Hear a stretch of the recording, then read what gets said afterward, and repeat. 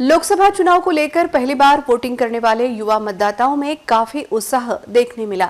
बेरोजगारी हटाने तथा शिक्षा क्षेत्र में योग्य कार्य करने वाले उम्मीदवार को प्राथमिकता देने का निर्धार युवा मतदाताओं ने व्यक्त किया।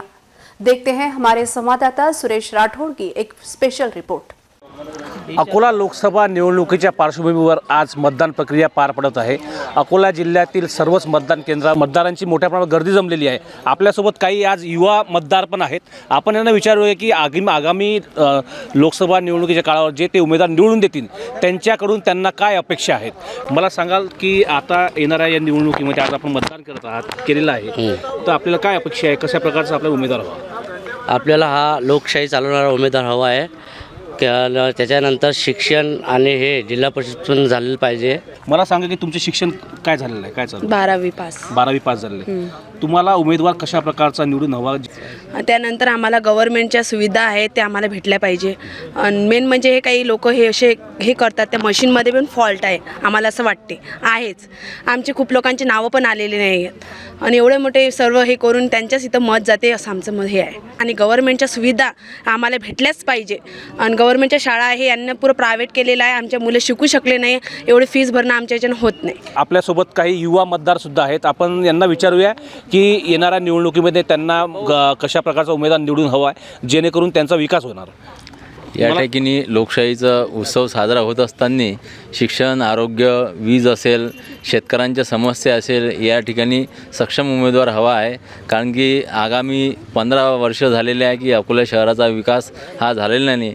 शहरामध्ये दूषित पाणी आहे, मच्छर आहे, घाण आहे। या ठिकाणी सर्वात महत्त्वाचं म्हणजे जी महाविकास आघाडी किंवा महायुती सरकार असेल यांनी या ठिकाणी काही शहराचा विकास केलेला नाही।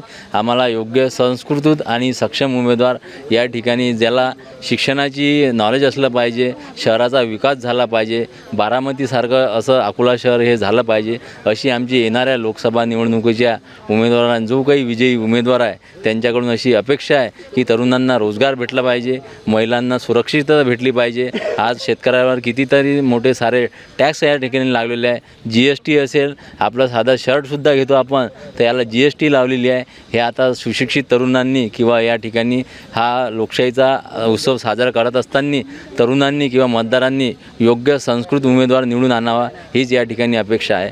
धन्यवाद। आपलं काय मत आहे? आता अकोल्यामध्ये जसं आपण पाहत आहोत की जे बेरोजगार तरुण नाहीत आणि शिक्षणानं PhD वगैरे, इंजिनियर वगैरे सर्व झालेले आहेत विद्यार्थी, पण त्यांच्या हाताले काम नाही आहे। इंडस्ट्रियल एरिया पूर्ण नस्तानाबूत करून टाकला यांनी पूर्ण। आता सर्व मुलं जे पाहसान मुंबई, पुणे, नागपूर या ठिकाणी शिफ्ट झालेलं आहे। अकोल्यामध्ये काय इथचे जे उमेदवार निवडून दिलेले आहेत ते काय करत आहेत?